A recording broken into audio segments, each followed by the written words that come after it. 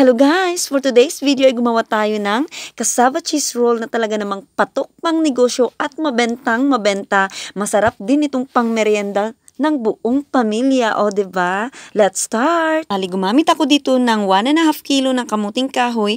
Ang 1 kilo ay puputulin at ilalaga natin. Ayan. Hayaan lang natin kumulo at lumambot. Gamit ang pandurog na kahoy or tinidor, i-mash lang natin siya hanggang sa madurog lahat. Ayan. At i-combine na natin dito ang 1/2 na grated cassava na piniga ko rin sa malinis na tela para dito sa mixture.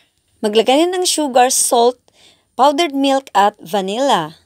Nilagyan ko na rin ng evap milk pero optional lang to guys. 3 tablespoon lang. Pwede namang gumamit ng tubig or itlog.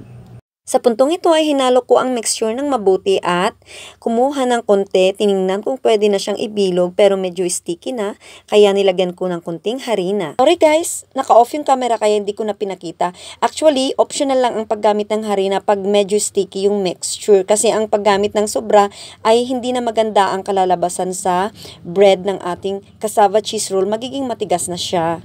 Gumamit ako dito ng 1 tablespoon na pang mold. Ayan. So, palaparin lang natin siya sa ating mga kamay. Lagyan ng cheese. Ayan. Kunin natin ang both ends pa gitna at ipinch ng mabuti para hindi lalabas yung filling pag piniprito na. Roll natin ang dough sa breadcrumbs ng 2 beses habang inaayos ang shape. Dapat pa-oblong. Ituloy lang natin guys hanggang sa matapos na ang mixture.